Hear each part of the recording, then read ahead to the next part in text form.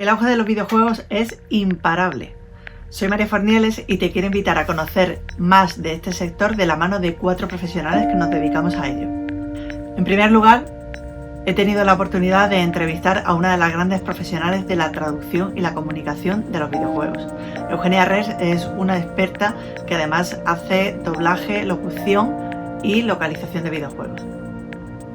En esta entrevista quiero presentaros a alguien muy especial para mí, una profesional a la que admiro mucho y muy reconocida en sus diversas profesiones. Ella es Eugenia Res. Hola María, buenos días y gracias por invitarme para participar.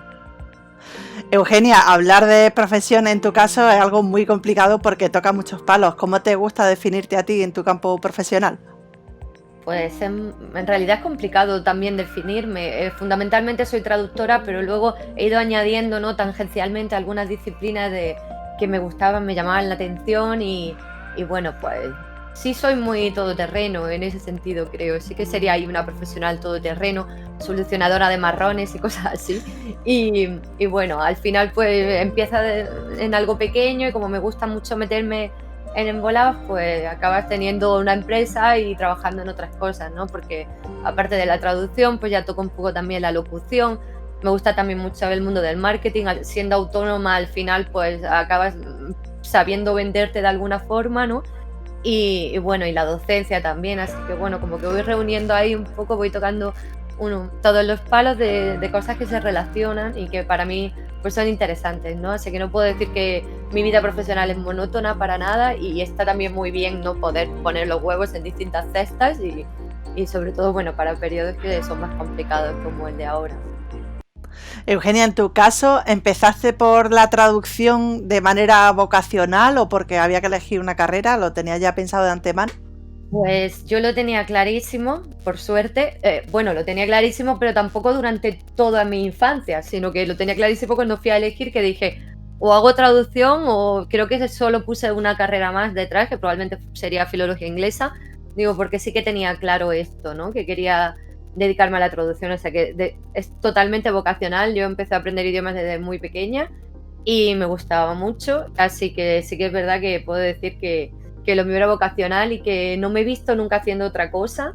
Y bueno, siempre tienes ahí cosillas que querrías hacer, pero estoy contentísima de haber elegido la profesión, que es una profesión que es dura, que es una carrera de fondo, como decimos siempre, pero que a mí me encanta y yo creo que estaba muy destinada a poder trabajar como traductora. Eugenia, cuando te planteabas esa carrera y lo tenías tan claro, ¿tenías algunos referentes en los que te fijabas y decías, pues yo quiero ser como esta persona o me gustaría dedicarme a este trabajo en concreto? Pues la verdad es que no tenía nada en concreto, ¿no?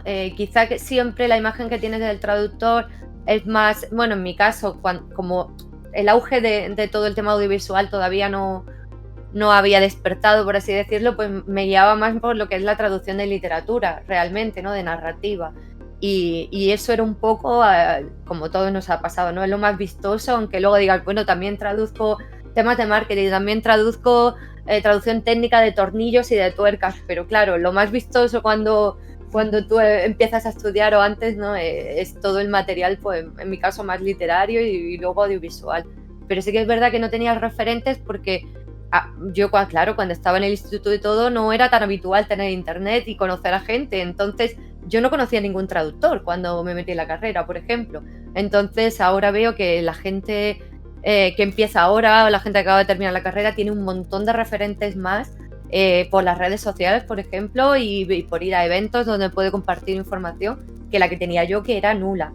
O sea, yo creé el primer foro de traducción que había por ahí en Yahoo, que ya desapareció eso y lo hice justo para conectar, porque no había gente, ¿no?, con la que tú pudieras contactar. Había como un salto muy grande siempre, ¿no?, desde el mundo académico o el mundo de los profesionales que llevaban muchos años y luego pues los que empezábamos novatillos y no teníamos ninguna idea. Ahora, sin embargo, yo puedo decir claramente que uno de los referentes en traducción y localización eres tú. ¿Sigues algún tipo de metodología para mantenerte en la brecha? ¿Sientes algún tipo de presión o de responsabilidad de hacer bien tu trabajo porque hay gente que te está viendo? Sí, y a ver, bueno, lo de referente yo te lo agradezco, María, pero es verdad que si estoy o soy así medio conocida, es porque le tengo mucho cariño a mi profesión. Entonces yo cada cosa que encuentro la comparto, cada tema que me parece injusto dentro de la profesión, pues intento un poco luchar por ello y a través de todos los canales que puedo, ¿no? Ya sea prensa, sea redes sociales, y por eso también soy vicepresidenta de la Asociación de Traductores y Adaptadores Españoles, ¿no? Para el tema audiovisual. Entonces yo creo que gracias a querer ir compartiendo cosas y conociendo gente y haciendo eventos, pues acabas situándote por pesada, yo creo ya, en un punto, pues a lo mejor eso, más conocido, ¿no? Y sé que es verdad que no siento tanta presión quizá por mi trabajo, aunque es muy visible. Dentro de la traducción decimos, tenemos que ser muy invisibles el traductor, pero es verdad que si haces material literario audiovisual, pues al final la gente ve tu trabajo, ¿no? Y claro que eso evidentemente también es una responsabilidad muy grande, ¿no? También te pones como ya un listón, ¿no?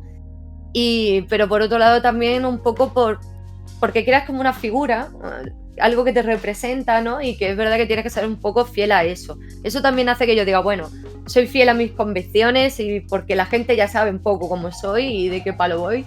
Y intento un poco, pues eso, ir luchando, ir hablando y dando a conocer pues realidades con las que yo vivo profesionalmente y que creo que pueden mejorar. Has hablado también de comunicación y de esos inicios que tú tenías, esos referentes en cuanto a literatura, y precisamente porque somos mujeres y el campo de la literatura está ahí, que lo hace muy visible, quería preguntarte, ¿has sufrido el síndrome del impostor?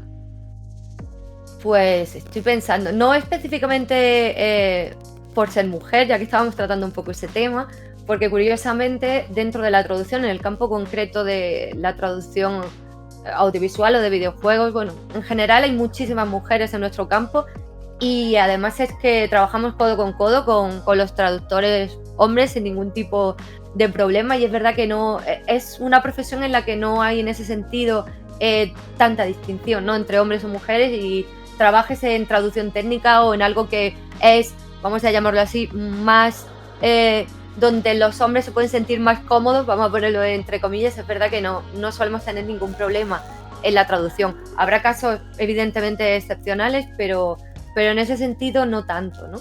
Entonces, por ser mujer concretamente, he tenido la grandísima suerte de estar en un campo en el que no hay distinciones normalmente de ningún tipo, ni en sueldo, ni en responsabilidades, ni en importancia, aunque sí que ahí siempre cuando vamos a eventos y tal seguimos viendo que la participación masculina suele ser también más notable, aunque somos más mujeres traductoras, pero en general en el trabajo en sí, en la profesión, no. Y el síndrome del impostor en general, yo creo que es algo que es que nos pasa muchísimo, ¿no? Y sobre todo yo cuando a lo mejor veo viendo mucho trabajo de mis compañeros, porque claro, lees mucho, ves mucho cine, televisión en general. Entonces es como que siempre estás admirando a los demás y pensando, esto yo lo podría haber hecho mejor, a lo mejor no valgo para esto y quizá para esto otro sí, ¿no? Entonces es muy normal, creo yo, y más me pasaría cuanto más joven he sido, ¿no? Lo que pasa es que no sabíamos lo que era el síndrome del impostor entonces, ¿no? Y decíamos, bueno, es que yo no valgo, no sé si despegaré aquí o no, porque te sientes más inseguro. Pero creo que con el tiempo, esa inseguridad, que creo que es buena también tenerla, ¿no? En el sentido de que te hace más humilde y te hace ir con pies de plomo también un poco y aprender y querer aprender y estar abierto a las críticas. He intentado quedarme con esa parte buena de llamémoslo, del síndrome del impostor, y no dejarme llevar tanto por es decir, no me veo capaz de hacer esto, ¿no? Yo creo que siempre cuando uno sabe que puede hacer un buen trabajo, es tirarse a la piscina, ¿no? Y no darle tantas vueltas. Es verdad que muchas veces yo lo he pensado, digo, a lo mejor he perdido una oportunidad por miedo, por respeto, por no sé, ¿no? Por pensar, bueno, a lo mejor esto no es para mí o esto me viene grande.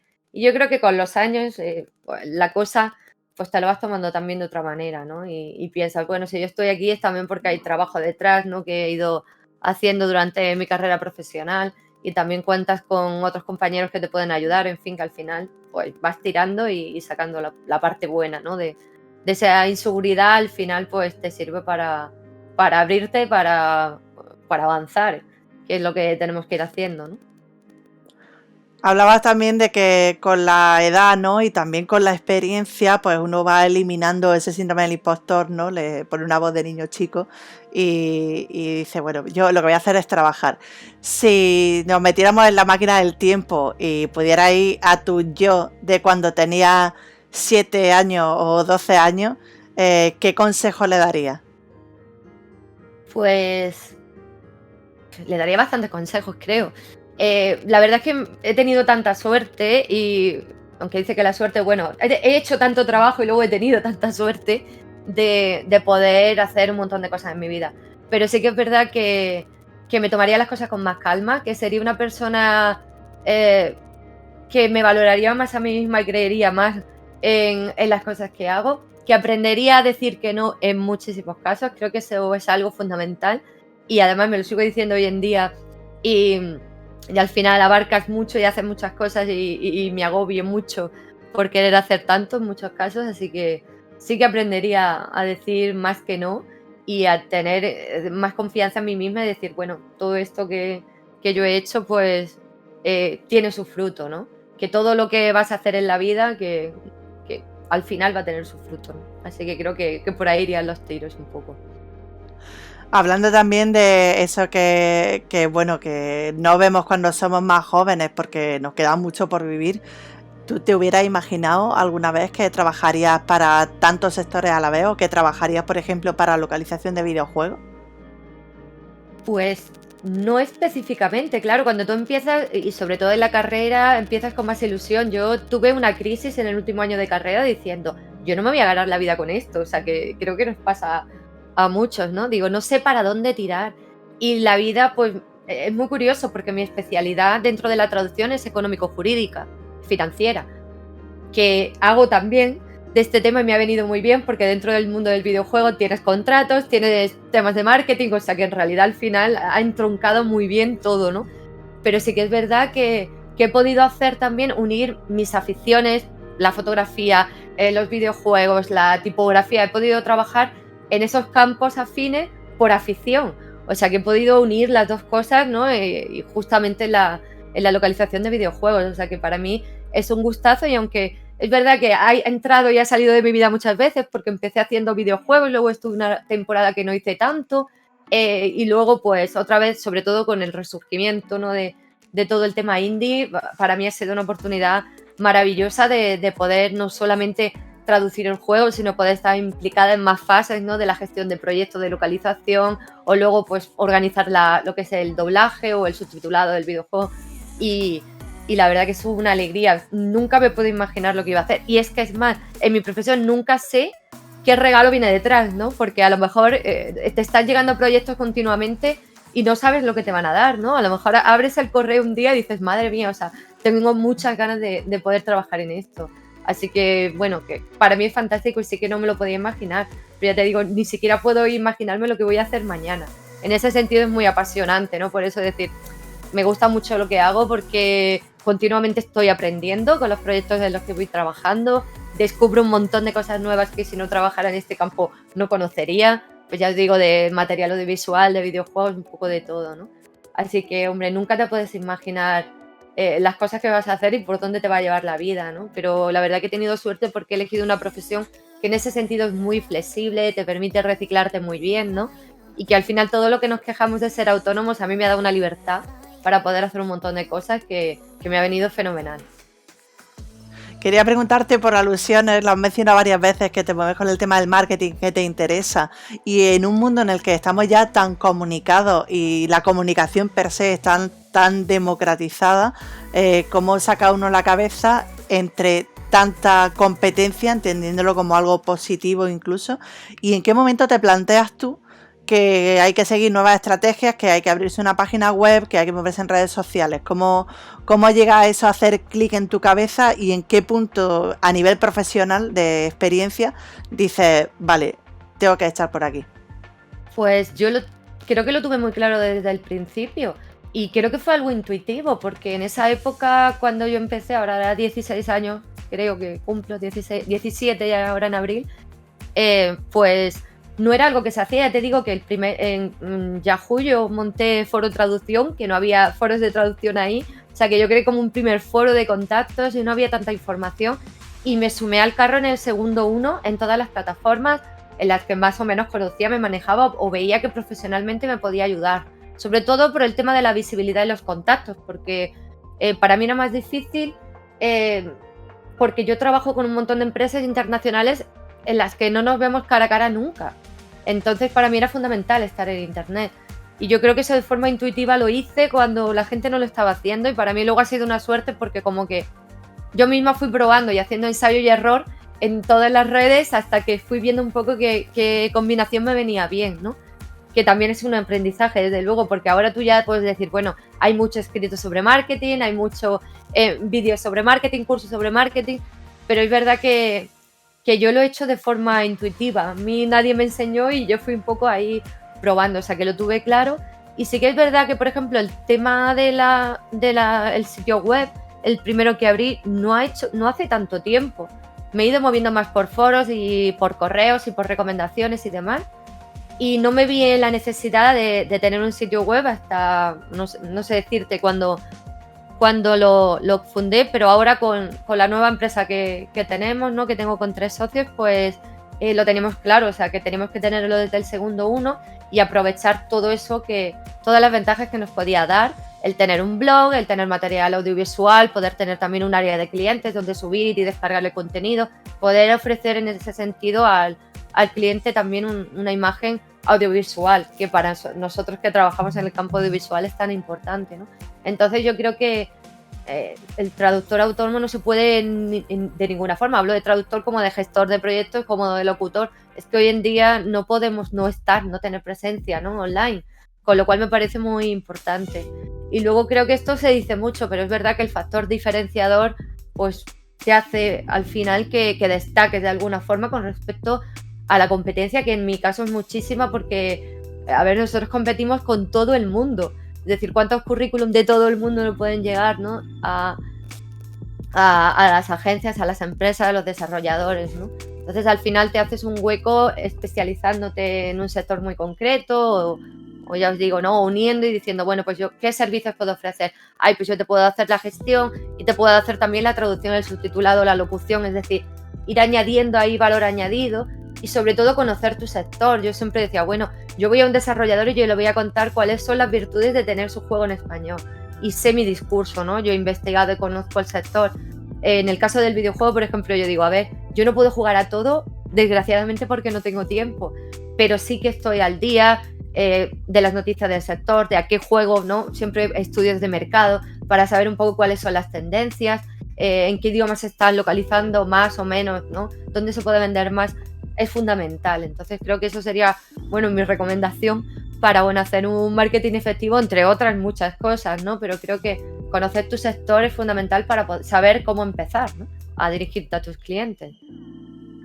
Y hablando del sector de videojuegos, aparte de en el aspecto profesional, me gustaría saber en qué momento aparecen los videojuegos en tu vida.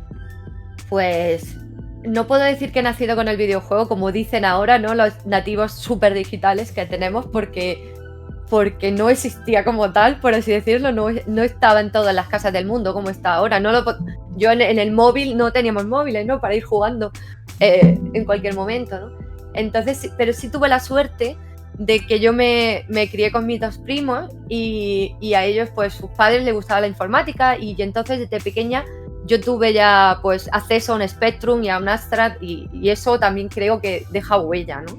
Con respecto, por ejemplo, a otros chicos de mi edad y a otras chicas. En este caso sí que puedo decir que el haber tenido esa posibilidad ha sido porque en ese caso me crié con mis 2 primos que bueno, que nos encantaban, ¿no? Entonces yo ya tenía mi Amstrad y era además la época dorada del videojuego español en ese momento, o sea que fue fenomenal, ¿no? Jugaba un montón en el ordenador y además el ordenador venía con un manual y al final venían juegos que podías programar, que los tenías que programar del tirón y yo me programaba mis juegos y metía mis frases y veía cómo aparecía en la pantalla Y es verdad que no nació esa pasión por la programación, pero me hizo entender un montón cómo funciona el proceso de programación, que luego a mí me ha ayudado mucho a la hora de traducir, para saber qué puedo tocar, qué no puedo tocar, qué hace, cuáles son las funciones de cada persona en el proceso y demás. Entonces yo ya empecé ahí por el Amstrad sobre todo, y ya pues con la consola ya fue evolucionando, ¿no? Hasta el día de hoy que tenemos un poco de todo, ¿no?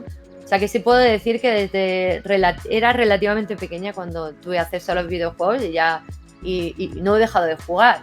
Ya a lo mejor van cambiando los gustos, va cambiando la plataforma, pero al final no dejas de jugar y de también utilizar todos esos conceptos relacionados con el videojuego para otros elementos como serious games o para hacer gamificar cualquier cosa, ¿no? Entonces todo eso, todo el poder tener acceso a los videojuegos desde pequeña me ha abierto también muchas puertas. ¿Y qué videojuego crees que te ha marcado más? ¿O qué videojuego tienes más en el recuerdo? Cuando hablas de videojuegos, de tu trayectoria relacionada con ellos, ¿cuál es el que aparece ahí providencialmente? Pues es que no sé decirte, porque es verdad que he tocado un poco de todo y cada videojuego ha marcado un momento de mi vida, ¿no? Entonces, pues sí que es verdad que jugaba, que desde pequeña me encantaba. En Amstrad tenía un Tintín en la luna, que me encantaba ese juego. Luego, después, recuerdo haber echado un montón de horas al Alex Kidd cuando tuve la Master System 2, que te tenías que pasar el juego del tirón, porque fue mi primera consola quitando la Game Boy, por supuesto el Mario, todo, en general toda la saga, y yo creo que le echaba muchas horas. Me acuerdo también el instituto, al Final Fantasy me encantaba y le he echado muchísimas horas. Así que sí, esos serían más los que puedo decir luego, así como infancia, juventud, por así decirlo. Además de las recreativas, por supuesto, o sea que muchísimo en realidad. Y ahora, pues como tengo poco tiempo, es que ya juegas a algo que sean partidas rápidas, o sea que me he metido mucho en el mundo del eSports, ahora después, ¿no?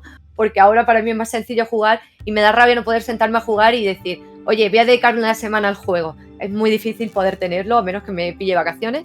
Así que ahora es verdad que juego, estoy más metido un poco en el tema eSports y un poco más a juegos que a lo mejor vas echando partidas de media hora o algo así, que es el tiempo que tengo. Mi descanso es jugar, o sea, igual, y en el móvil ni te cuento, o sea que sí.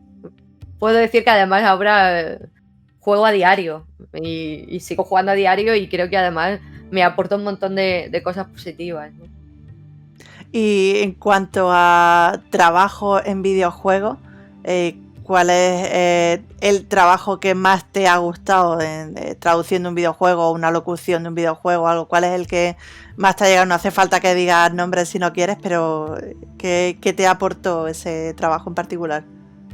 Pues es difícil, porque haces cosas dentro del videojuego, hay tantos géneros en realidad, pero he hecho un poco de todo, de videojuego, incluso de videojuego de mesa, o sea, el juego de mesa llevado a videojuego, por ejemplo. Un proyecto muy bonito, trabajé, pues, hicieron la adaptación de This War of Mine, de juego, de videojuego a juego de mesa, y pude trabajar en eso. Entonces, tiene una narrativa que, aunque es muy dura, está muy bien escrito y lo disfruté un montón.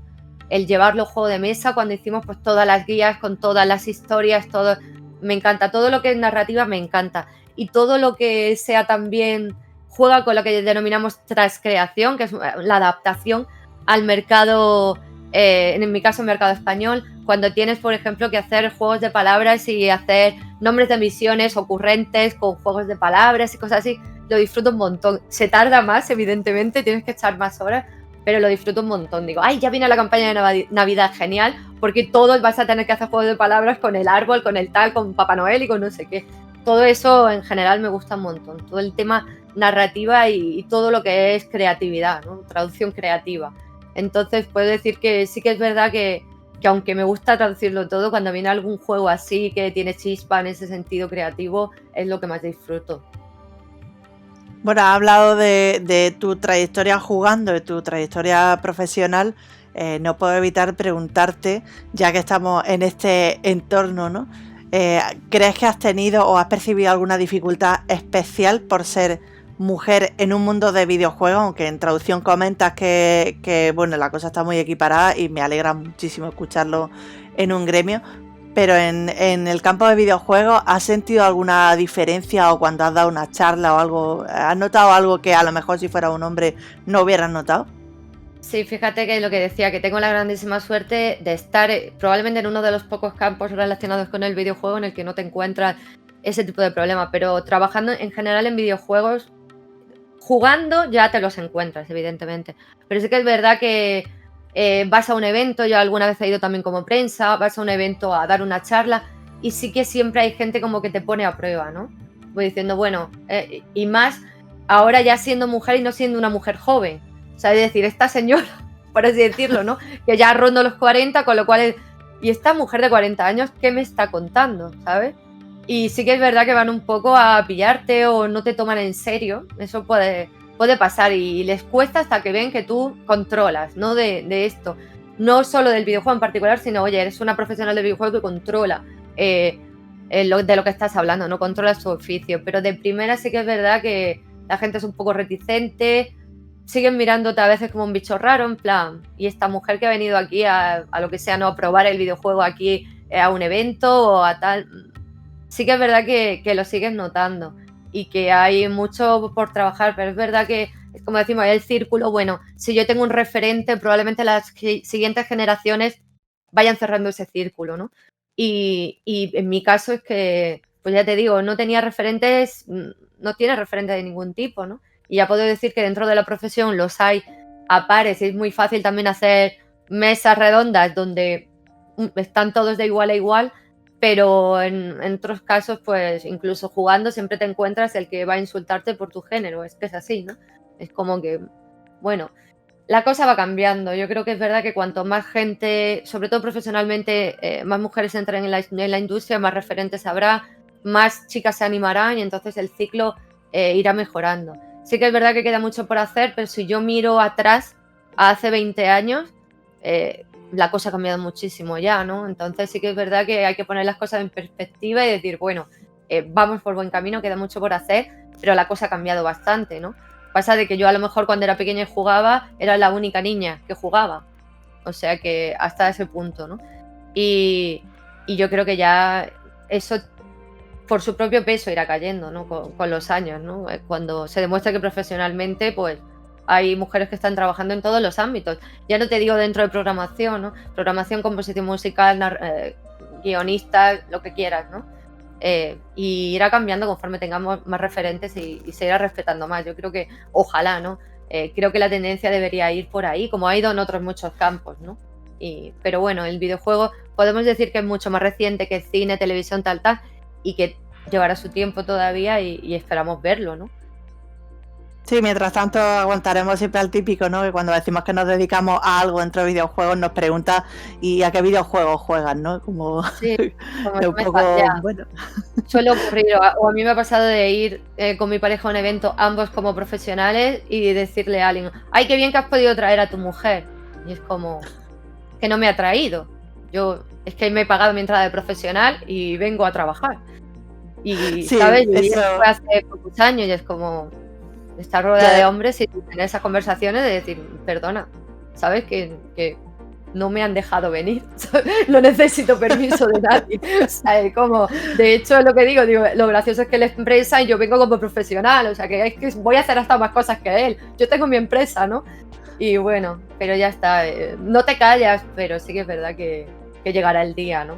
Y me ha pasado, sí, también sí. El ir a un evento, bueno, me ha pasado ir a un evento y estar repartiendo flyers y dárselo a mi chico, que no es precisamente muy fan de los videojuegos, juega, pero nada especial, ¿no? Y quedarme yo con la mano ahí para recoger el flyer y que no... O ir a una tienda de videojuegos especializada a comprar un mando, ¿no? Estás preguntándole al dependiente y mi chico se va a la puerta para que nadie pueda pensar que la cosa va con él, ¿no? Y el chico gritarle, ¿tienes carnet de socio? Y yo al lado, sí, tengo carnet de socio. Madre mía. Y cosas, patrones que se repiten claramente, que estoy de acuerdo contigo. Yo creo que esto no solo está cambiando, sino que efectivamente va a caer por su propio peso. ¿Has tenido alguna vez alguna anécdota que diga esto ya es clamoroso. No, yo creo que esa fue en Gamescom, además, en una fiesta con los desarrolladores a los que me habían invitado. Es decir, que no es que yo fuera allí como pareja de. O sea que yo creo que esa fue no sé, con la que me quedé más alucinada, porque ya no es que estamos en un evento solo para profesionales, es que entendieron que yo iba allí como mujer de, o sea, es que ya es, no sé. Yo creo que lo que peor me ha sentado, o sea, pues te puedo decir, esa es la anécdota que peor me ha sentado, porque es como, tú sabes perfectamente que no dan invitaciones, o sea, que ya como que estás entendiendo que qué suerte que ha podido venir. O sea, me he pagado mi vuelo, me he pagado mi estancia, me he pagado mi pase de profesional para Gamescom, ¿sabes? Y esto es lo que opinan. Nada más llegar es como, bueno, no, o sea, he venido a trabajar. Pero que sí, yo creo que esa para mí es la que, fíjate, me ha salido la primera porque creo que es la que me dejó más marca de decir, ¿estamos así? ¿En serio? ¿Y has creado algún tipo de revulsivo, alguna táctica para decir, la próxima vez que me pase esto, pues voy a hacer esto, ¿no? Porque entiendo, o por lo menos a mí y muchas compañeras que tengo, pasa que la primera vez que te pasa te queda un poco fría y no sabes qué responder, pero luego vas generando herramientas para cuando te pasa, pues decirlo abiertamente, ¿no? No, sí que es verdad que al principio y de las primeras veces, evidentemente, es que no te lo esperas. Yo creo que es más la incredulidad, que te quedas como que no sabes ni qué decir, ¿no? Diciendo, pero qué barbaridad acaba de soltar, ¿sabes? Y te quedas parado. Yo ya como, a ver, también es lo que decimos, por la edad ya si me ven, entienden que algo sabré, porque no soy una niña que va allí, ¿sabes? Pero bueno, eso me ha ayudado. También es verdad que, bueno, en mi campo a lo mejor me conocen más, pero si voy a una feria no me conoce nadie. Es decir, una cosa que evidentemente en cuanto te sales un poco más de tu círculo cercano, pues ya te encuentras con que ahí ya no te puedes conocer, con lo cual tienes que hablar tú por ti de tu trabajo, ¿no? Y hacerte valer, tampoco hay que ponerse, lo que digo, cuesta a veces no ponerse agresivo ante esas cosas, pero un poco, mira, no, pero, no perdona, he venido con él, pero yo hago esto, ¿no? Y tal. También es verdad que no necesitaríamos tener que decir quiénes somos y lo que valemos en cada momento, ¿no? Pero sí que es verdad que, bueno, pero yo creo que, a ver, como yo no te pregunto a ti, oye, ¿tú qué haces aquí? Pues, ¿sabes? Tampoco tendrías que preguntármelo a mí. Entonces, al final, yo ya, la cosa es no callarme, evidentemente, y decir, mira, me dedico a esto. Y de hecho, es verdad que la cosa cambia. Hay gente que está muy interesada porque dice, ay, mira, pues me interesa cómo hacéis, cómo no hacéis, tal. Cuéntame anécdotas de tu profesión. Y yo le pregunto, ay, mira, pues tú, en fin, tampoco creo que tu trabajo debe hablar por ti, creo yo. Es decir, tampoco tengo yo que... No he venido aquí a demostrar a qué juegos juego y si sé más que tú. Claro que no sé más que tú, básicamente porque estoy trabajando 8 horas al día o 10 o 12 y no puedo jugar. Es decir, a lo mejor te puedo hablar mucho de la narrativa de un juego que estoy traduciendo o de, no sé, del doblaje de tal, pero no sé exactamente, no sé, hablarte de cuántas armas tiene tal juego o cuántos personajes puedes coger o por qué te gusta esto y no lo otro y por qué... a mí eso no me interesa, porque al final soy empresaria de lo mío, como por así decirlo, ¿no? Y juego a lo que a mí me divierte y me gusta. Y si no me consideras hardcore gamer, me da igual, ¿sabes? Me da igual. Yo, por mi parte, pues vengo pues eso, si es un evento profesional, a hablar de lo mío, ¿no? He venido aquí a hablar de mi libro, pues yo vengo a esta feria a hablar de mi trabajo o a enriquecerme de todo lo que trabajan los demás, ¿no? A hacer contactos o a lo que sea. Pero... O a lo que vayas, ¿no? Que tampoco veo muchas veces que hay que explicar a qué vamos a los eventos cuando ellos pasan por ahí. Muchas veces, pues yo que sé, entran al baño y se salen, ¿sabes? Ya está, es decir, que volvemos a lo mismo, ¿no? Que no tenemos que dar explicaciones. Y si vengo como profesional, mi trabajo hablará por mí misma. Y si no vengo como profesional y vengo a divertirme, me da igual. Es decir, me gusta lo que me quiera gustar, como claro. Pasa en cualquier otro campo. Es decir, ¿por qué no me va a gustar las pelis de acción? O sea, a mí lo que me gusta son los shooters, pues me gustan. Y ya está. Es decir, que nadie tiene que ponerte en duda. Yo creo que ojalá lleguemos al momento en el que yo no le digo a nadie, ay, ¿cómo te gusta eso, no? Pues llegará un momento, espero en la historia, aunque esto va lento, que todo sea un poco gender free en ese sentido, ¿no? Que digamos, igual que eso está evolucionando un montón y yo me asombro y me encanta ver cómo la gente joven de hoy tiene un abanico tan grande de todo, ¿no? De identidad, de sexualidad, de lo que quieras, ¿no? Y nosotros que venimos detrás, ¿no? Somos más viejos, nos tendremos que acostumbrar a todo eso porque esa es la realidad de ahora. Pues yo creo que todo irá poco a poco. La gente iremos respetando eso, iremos dando pasito a pasito, subiendo escalones para valorar todo eso, ¿no? Y para desechar todo eso. Queda mucho, no todos los países están al mismo nivel, etcétera, etcétera, ¿no? Pero bueno, sobre todo yo soy muy consciente del tema cultural por el trabajo, ¿no? Y evidentemente, pues la sociedad occidental, oriental, no funciona de la misma forma y ahí pues hay escollos todavía más grandes que salvar. Pero bueno, que confío plenamente en que esto irá mejor. Ya te digo, aunque vaya lento, yo miro ahora a la juventud y agradezco un montón pues eso, que ellos den pasos adelante que al final nos benefician a todos también, ¿no? Que no somos solo los mayores los que vamos abriendo camino, sino que la gente joven también va abriéndonos un camino a nosotros que no existía cuando nosotros éramos jóvenes, ¿no? Y me parece fabuloso, así que queda mucho por hacer, pero es verdad que el campo está cada vez más abierto. Yo mientras que llega ese momento, siempre de aquí un año así hasta ahora, hago un disclaimer en las charlas, ¿no? Que al principio digo, por favor, mis chicos estáis en la charla, no tienen idea de marketing, soy yo la que le explica las cosas y se las hace, él se defiende solamente, por favor, si voy a dar una charla de marketing, si tenéis alguna pregunta me la hacéis a mí. Y aún así, me ha pasado más de un evento que al final del todo se acercan y le preguntan, entonces, ¿tú le haces las redes o qué hacéis, no? Como, ¿qué hacéis en marketing? Él como, no somos una empresa, ella, la empresa es ella, yo no sé de marketing. Y sigue pasando. No, bueno, en mi caso concreto, claro, yo traduzco, ¿no? Mi pareja no traduce, pero está muy metida en el mundo del videojuego y me encanta que tengamos, no es así, pero él no traduce ni tiene idea de lo que yo hago, ni locuta, ni hace nada, ¿eh?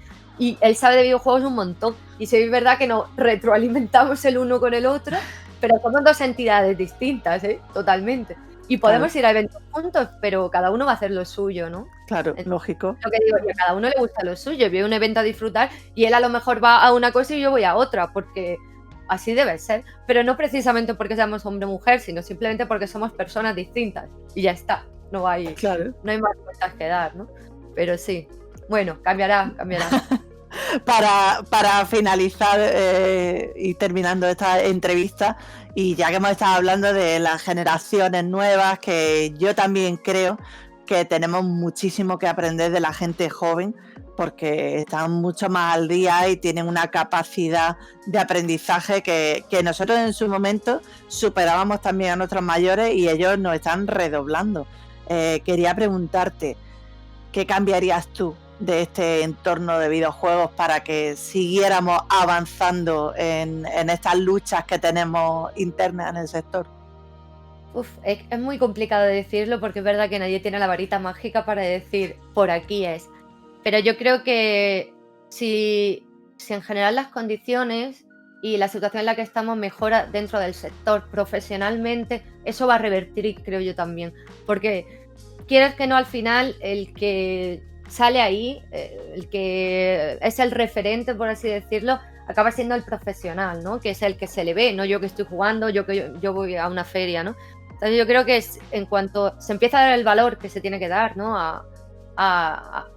En este caso a las mujeres profesionales dentro de la industria y empiecen a proliferar más en todo tipo de puestos, eso hará que socialmente también yo creo que en parte se retroalimenta una cosa, ¿no? Hará que haya más chicas interesadas en ese sentido, chicas, mujeres, da igual, que digo chicas porque estoy hablando de mujeres más jóvenes, ¿no? Que además se pueden sentir interesadas no solamente para jugar, sino para trabajar en la industria y yo creo que eso al final es un ciclo que creo que no sé por dónde hay que empezarlo, ¿no? Pero creo que es bueno porque va a ir haciendo que se pasen de profesional a jugadora, de profesional a jugador un poco y la cosa vaya mejorando. Yo creo que para mí los referentes me parece una cosa básica porque yo concretamente no los tuve y he tenido la suerte de seguir jugando porque lo tenía cerca, pero es verdad que no existían en su momento y a lo mejor si yo hubiera tenido algún referente o hubiera conocido a alguna mujer relacionada con el videojuego, a mí me gustaba y a lo mejor hoy en día sería programadora o sería compositora o sería, no sé, o sea, artista en general de cualquier cosa, ¿no? Y a mí me faltó eso y me gustaba y podía haber hecho de mi afición también una profesión, ¿no? Pero no tenía los medios, no tenía a nadie que entonces yo creo que eso va a ayudar, evidentemente, porque todo el tema de redes y demás ayuda, ¿no? Todo el tema de fomentar eventos en general donde haya participación femenina. Y ya te digo, no tengo la varita mágica, pero creo que eso podría ser interesante, que por ahí podrían ir los tiros, ¿no? Porque el resto hay muchas cosas que no puedes controlar. Evidentemente, yo no puedo decirle a nadie cómo debe comportarse socialmente, ¿no? Entonces es más complicado. Y en general en la educación, yo creo que la educación general, ¿no? De, de todos. Cuando la juventud en general vaya creciendo, también en entornos donde educativamente seamos más igualitarios, yo creo que eso también evidentemente hará que de adultos eso mejore, ¿no? Pero es verdad que no, hay muchos factores. Yo creo que si todos hacemos en todo lo que podemos, aportamos nuestro granito de arena y no nos callamos, y sobre todo ante situaciones injustas, y animamos y fomentamos a que haya igualdad, la cosa irá mejorando. Yo creo que todos, desde nuestra posición, podemos hacer algo, todos. Es decir, nos dediquemos al videojuego, no nos dediquemos a lo que nos dediquemos, porque cada vez que nos dirigimos a gente estamos educando. Entonces, y más si eres docente, y más si estás especializado en algo y eres un referente, ¿no? Entonces yo creo que todos debemos adoptar esa responsabilidad y bueno, y educar en valores también, ¿no? No solamente en una materia, sino en valores y en el respeto al final. Por último, y ya como despedida, no puedo evitar pedirte que nos cuentes dónde podemos encontrarte, qué redes sociales o web tienes y para qué tareas podemos buscarte. Pues bueno, estoy un poco en todas partes, pero para contactar conmigo rápidamente estoy en Twitter. Mi Twitter es @earres, es Eugenia Res, mi apellido, earres. Y luego, bueno, soy socia junto con otros 3 compañeros de Ampersand Media, que se dedica en general a la traducción audiovisual, localización de videojuegos, también locución y doblaje, todo ese tema. Y creo que con eso, no sé si estaba pensando en algo más, pero creo que era eso lo que me habías preguntado. Sí, en Ampersand Media y en Res por ahí. Pero vamos, si me buscáis por Eugenia Res, soy fácil de encontrar, tengo un nombre apellido así raro y ya está. Pero vamos, encantada de cualquier cosa, laboralmente, cualquier consejo, cualquier recomendación que quieran, pues aquí estoy. ¿Y para qué profesión te buscamos? ¿Necesito una...? Un traductor, un locutor o alguien experto en subtitulado, por ejemplo, pues en eso trabajamos, ¿no? En contenido en general multilingüe. Muy interesante, pues Eugenia, muchísimas gracias. Ha sido un grandísimo honor compartir esta entrevista contigo y espero que nos veamos pronto, tanto virtual como profesionalmente, en algún trabajo. Muchas gracias.